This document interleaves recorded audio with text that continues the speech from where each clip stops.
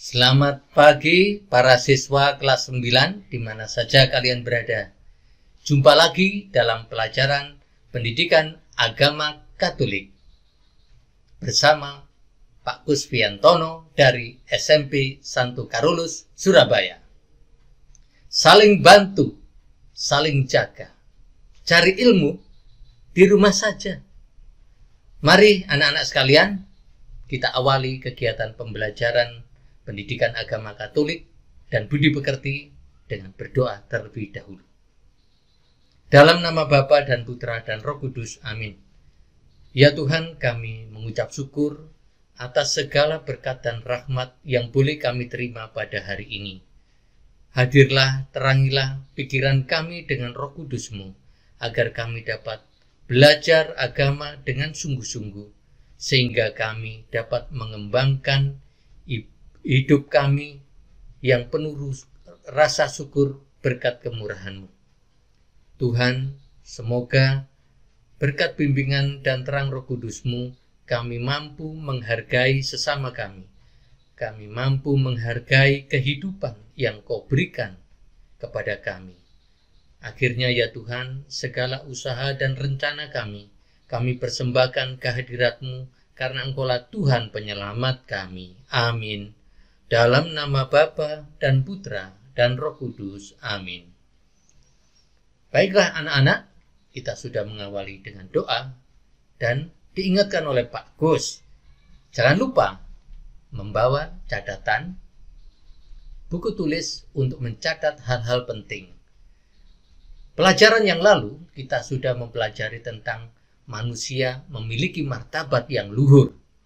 Dan sebelumnya kita sebagai orang beriman diingatkan untuk mewujudkan iman Kristiani di tengah masyarakat. Oke, sekarang kita masuk lebih jauh lagi tentang apa itu mengembangkan budaya kehidupan. Anak-anak sekalian, KD yang disampaikan Pak Gus pada hari ini adalah memahami sikap dan pandangan gereja tentang keluhuran martabat hidup manusia. Indikator pencapaian kompetensinya yang pertama, menjelaskan pengertian budaya kehidupan, menjelaskan pengertian budaya kematian, mengaitkan janji baptis dengan penerapan budaya kehidupan dalam hidup sehari-hari. Kita akan belajar dari Injil Matius bab 15 ayat 29 sampai 31 dan Injil Markus bab 8 ayat 1 sampai 10. Menjelaskan cara mengembangkan budaya kehidupan, mampu berpandangan yang positif terhadap budaya kehidupan dalam pergaulan, mampu menolak pengaruh negatif dalam hidupnya. Nah, anak-anak, Pak Gus menampilkan ini. Ada slide yang bergambar tentang tawuran, slide tentang aborsi yang tengah, dan stop narkoba. Apa pendapat kalian? Ini masuk budaya kehidupan atau kematian?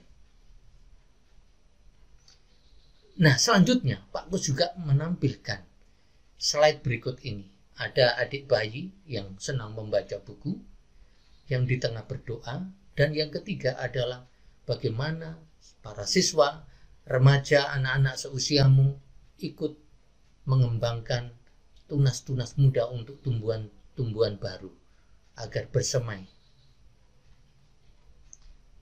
Nah, anak-anak sekalian, terkait dengan mengembangkan budaya kehidupan, Pak Kus mau mengingatkan, kalian ingat tentang pembaharuan janji baptis? Diingatkan lagi pada pembelajaran hari ini. Saudara-saudara terkasih, ya, sebelum menyambut tubuh dan darah Kristus, kalian diajak untuk mengingat kembali tentang peranan pembaharuan janji baptis dalam hidup kita sehari-hari. Nah, di situ ada dialog. Apakah saudara menolak kejahatan dalam diri saudara sendiri dan dalam masyarakat? Ya, saya menolak. Apa ini artinya? Orang Katolik mempunyai tanggung jawab untuk menolak kejahatan, Menolak kejahatan berarti mengembangkan budaya kehidupan. Lalu dialog berikutnya apa? Saudara menolak godaan setan, takhayul, perjudian, dan hiburan. Semua yang disampaikan ini jelas nanti arahnya kepada budaya kematian. Ya, takhayul menuju setan, perjudian menuju juga kehancuran hidup. Ya, pencurian dan kejahatan akibat perjudian dan sebagainya. Lalu dialog yang ketiga, apakah saudara menolak segala tindakan kebiasaan tidak adil dan tidak jujur yang melanggar hak asasi manusia? Saya menolak. Nah, inilah yang mau diingatkan oleh Pak Kus melalui pembelajaran pada hari ini, bahwa janji baptis adalah tanggung jawab umat Kristiani yang sudah dibaptis. Nah, apa yang dimaksud dengan budaya kematian sekarang? Budaya kematian adalah kebiasaan atau tindakan yang tidak menghargai kehidupan. Adapun bentuk budaya kematian, tadi di slide ya, aborsi, bunuh diri, eutanasia. Ya, eutanasia itu menyuntik supaya mati, ya, narkoba, kekerasan dan segala bentuk tindakan yang merusak, mengancam dan menghancurkan hidup manusia, baik bersifat jangka pendek maupun jangka panjang. Nah, ada budaya kematian, nanti juga akan ada budaya kehidupan. Apa itu budaya kematian yang berikutnya? Budaya yang bertentangan dengan kodrat manusia yang dipanggil untuk memelihara dan mengembangkan, melihara hidup menuju kesempurnaan. Nah ini ya, karena manusia tidak melaksanakan panggilan Allah. Yang ketiga, setiap manusia dipanggil untuk memperjuangkan martabatnya yang luhur. Oleh karena itu, penting perilaku hidup orang Kristiani harus mencerminkan budaya kehidupan. Apa itu budaya kehidupan? Sebuah kebiasaan yang menghargai dan menjunjung tinggi nilai-nilai kehidupan. Nah, anak-anak sekalian yang dikasihi Tuhan, orang Kristiani dengan imannya kepada Yesus dipanggil untuk memperjuangkan budaya kehidupan dalam hidup sehari-hari. Ingat janji baptis tadi, menolak takhayul, menolak kekerasan, ya. Hal ini selaras dengan ajaran Yesus agar kita menghormati hidup manusia. Nah, anak-anak, untuk memperoleh hidup yang kekal, maka hidup kita harus diarahkan pada Yesus Kristus. Yesus bersabda, "Akulah jalan kebenaran dan hidup. Tidak ada seorang pun yang datang kepada Bapa kalau tidak melalui Aku." Tetap di sini bersama Pak Kus di Rumah Ilmu. Jangan kemana-mana. Masih di Rumah Ilmu bersama Pak Kus. Anak-anak sekalian, kita lanjutkan pembelajaran agama kita. Beberapa cara sebagai usaha manusia dalam mengembangkan budaya kehidupan. Apa itu? 1. Menghargai hidup sendiri. Membiasakan hidup sehat.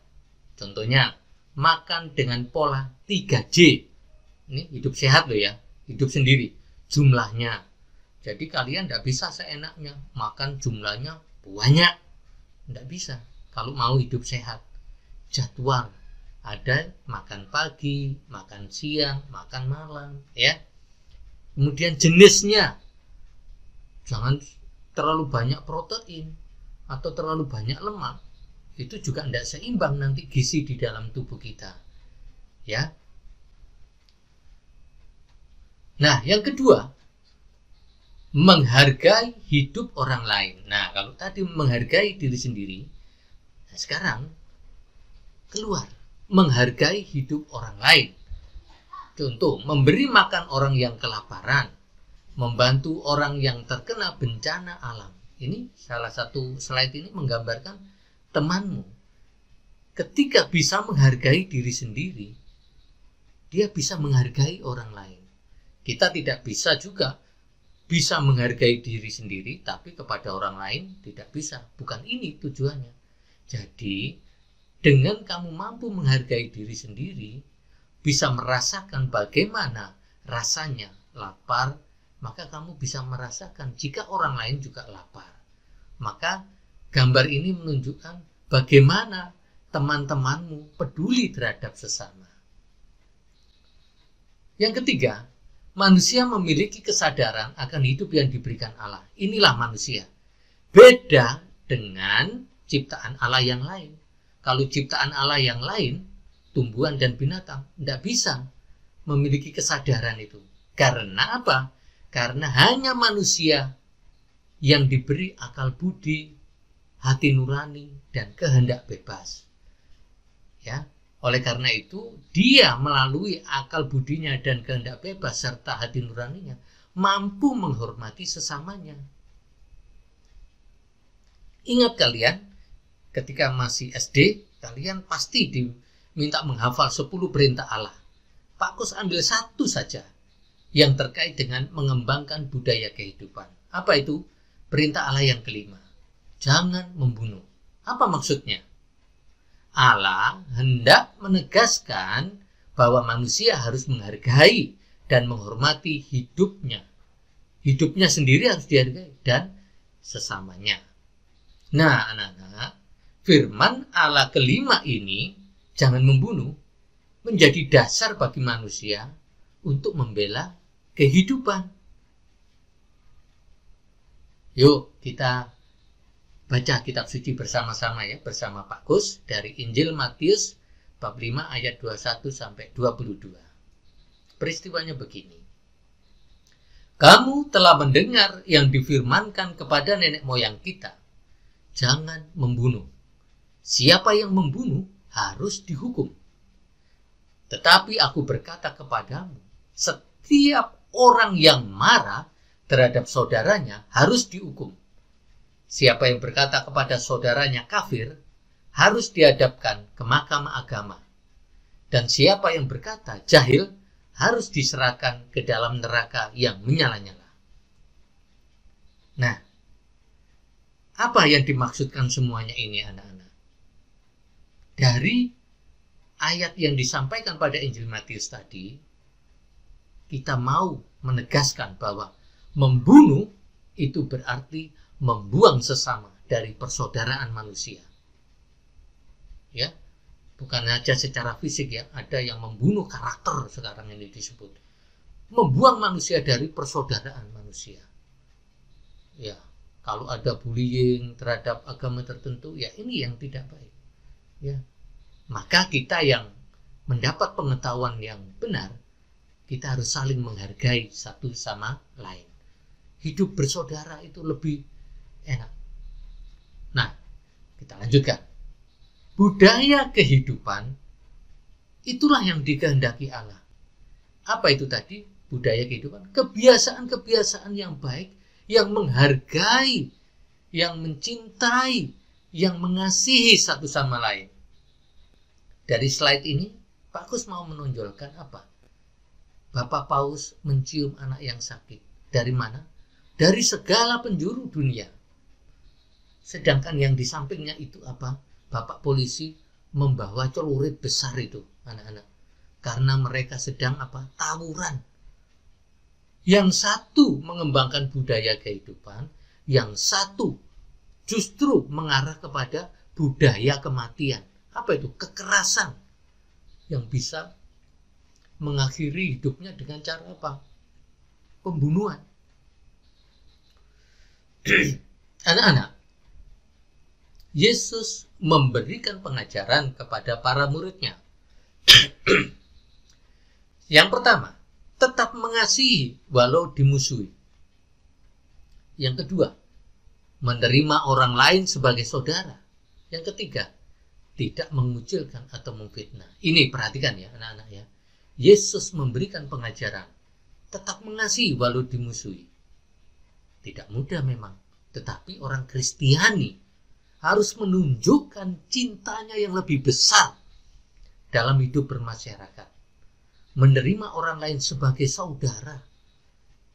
Tidak mengucilkan atau memfitnah atau menyebarkan kabar bohong yang meresahkan. Kisah orang Samaria yang murah hati, masih ingat bahwa orang Samaria itu disebut orang kafir. Tetapi justru anak-anak, orang Samaria inilah yang menolong orang yang dirampok ya. Dalam kisah perumpamaan itu, apa yang mau dikatakan? Orang harus mengasihi sesamanya tanpa batas, tanpa sekat. Suku, agama, ras, golongan, partainya dari mana, tidak penting itu. Karena umat Kristiani berdasarkan iman Kristiannya didorong untuk mengasihi semua orang. Hidup manusia tidak boleh dimusnahkan dengan kekerasan, ya, ketidakhati-hatian, kecelakaan lalu lintas. Semua berhak untuk hidup selamat karena semua manusia adalah anak-anak Allah. Ya, anak-anak Allah, semua manusia. Anak-anak, ini Pak Gus menekankan, ketidakhati-hatian mengakibatkan kecelakaan. Kalian masih SMP kan? Belum punya SIM. Boleh belajar sepeda motor, tetapi perhatikan, jangan sampai tidak hati-hati. Apa akibatnya? Nanti bisa mencelakai dan melukai orang lain. Oke, sementara ini dulu. Jangan kemana-mana, masih di Rumah Ilmu bersama Pak Gus. Baik anak-anak, masih di Rumah Ilmu bersama Pak Gus. Anak-anak sekalian, kita ada 2 Injil kan yang tadi kita pelajari. Nah sekarang Pak Gus mengajak kalian untuk membaca Injil bab 15 dari Injil Matius ayat 29 sampai 31. Kisahnya demikian. Setelah meninggalkan daerah itu, Yesus menyusur pantai Danau Galilea dan naik ke atas bukit lalu duduk di situ. Kemudian orang banyak berbondong-bondong datang kepadanya, membawa orang lumpuh, orang timpang, orang buta, orang bisu, dan banyak lagi yang lain. Lalu Yesus meletakkan mereka pada kaki Yesus, dan ia menyembuhkan mereka semuanya. Maka takjublah orang banyak itu melihat orang bisu berkata-kata, orang timpang sembuh, orang lumpuh berjalan, orang buta melihat, dan mereka memuliakan Allah Israel. Nah, anak-anak, apa yang dapat kita pelajari, kita peroleh dari Injil Matius bab 15 ayat 29 sampai 31. Ya kan? Banyak orang yang sakit datang kepada Yesus, dibawa kepada Yesus. Yesus menolak? Tidak. Yesus bertanya, agamamu apa? Tidak. Karena apa? Yesus selalu menghargai dan menjunjung tinggi nilai-nilai kehidupan. Yesus tidak menolak siapapun yang datang kepadanya. Karena untuk itulah Yesus hadir. Menyembuhkan orang sakit berarti apa? Mengembangkan budaya kehidupan. Pertama-tama orang sakit itu butuh sapaan. Dan Yesus menyapa. Kita pun juga bisa melakukan dengan saudara-saudara kita terdekat. Nah, dari Injil Markus sekarang juga menawarkan sesuatu yang berbeda tentang kebaikan Yesus. Mari kita baca. Pada waktu itu ada pula orang banyak di situ yang besar jumlahnya. Dan karena mereka tidak mempunyai makanan, Yesus memanggil murid-muridnya dan berkata, hatiku tergerak oleh belas kasihan kepada orang banyak ini. Sudah 3 hari mereka mengikuti aku dan mereka tidak mempunyai makanan. Dan jika mereka kusuruh pulang ke rumahnya dengan lapar, mereka akan rebah di jalan. Sebab ada yang datang dari jauh. Murid-muridnya menjawab, bagaimana di tempat yang sunyi ini orang dapat memberi makanan roti sampai kenyang? Yesus bertanya kepada mereka, berapa roti ada padamu? Jawab mereka, 7. Lalu ia menyuruh orang banyak itu duduk di tanah. Sesudah itu ia mengambil ke-7 roti itu, mengucap syukur, memecah-mecahkan dan memberikan kepada murid-muridnya untuk dibagi-bagikan. Dan mereka memberikannya kepada orang banyak. Mereka juga mempunyai beberapa ikan, dan sesudah mengucap berkat atasnya, ia menyuruh supaya ikan itu juga dibagi-bagikan. Dan mereka makan sampai kenyang, kemudian orang mengumpulkan potongan-potongan roti yang sisa sebanyak 7 bakul. Mereka itu ada kira-kira 4.000 orang. Lalu Yesus menyuruh mereka pulang. Ia segera naik ke perahu dengan murid-muridnya dan bertolak ke daerah Dalmanuta. Anak-anak, penegasannya demikian. Peristiwa orang lapar, Yesus juga tidak menolak. Bagaimana? 4.000 orang, coba kamu bayangkan. 10 orang aja banyak. 4.000 yang mendengarkan pengajaran Yesus dalam kondisi lapar. Tentu saja Yesus tidak pernah meninggalkan orang-orang yang telah mengikutinya. Yesus membuat mujizat roti dan beberapa ikan. 7 roti dan beberapa ikan. Ini juga pengalaman yang lain. 5 roti dan 2 ikan. Nah, sebelumnya Yesus membuat mujizat juga dari 5 roti dan 2 ikan. Nah, dalam kesempatan ini Yesus juga menggandakan lagi 7 roti dan beberapa ikan. Luar biasa. Yesus tidak pernah meninggalkan kita dalam keadaan kelaparan. Percaya? Percaya saja. Nah, anak-anak, usaha demikian dapat dilakukan dengan cara apa? Yesus mengembangkan budaya kehidupan dengan membantu orang yang mengalami kelaparan, mendoakan sesama yang menderita. Nah, kita tiba pada kesimpulan. Setiap orang Kristiani yang karena iman Kristianinya dipanggil untuk memberikan kesaksian imannya akan Yesus Kristus dalam praktek hidup sehari-hari.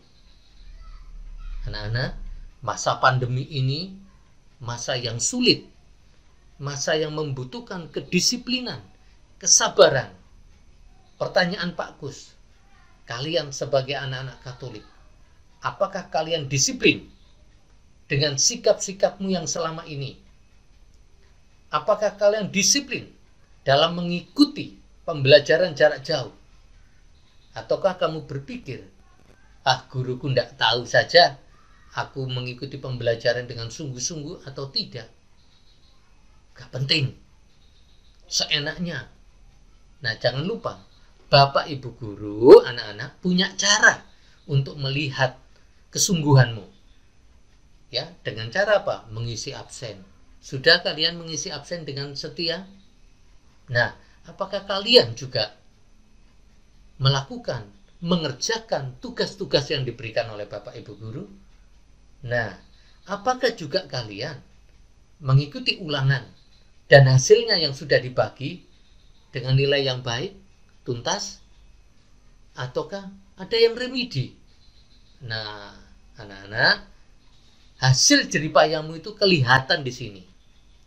Oke, yang kedua, budaya kehidupan dapat dilakukan dengan cara-cara sederhana. Ya, tadi selain yang disebutkan Pak Kus, ya ini, peduli terhadap sesama yang menderita. Mungkin teman-teman kita sehat semua, tetapi saya, Pak Kus, sangat sedih ketika korban COVID ini tidak menurun-menurun, tambah banyak. Pak Kus kasihan sama para dokter, tenaga medis. Sampai berapa dokter yang sudah meninggal, berapa tenaga kesehatan yang sudah meninggal.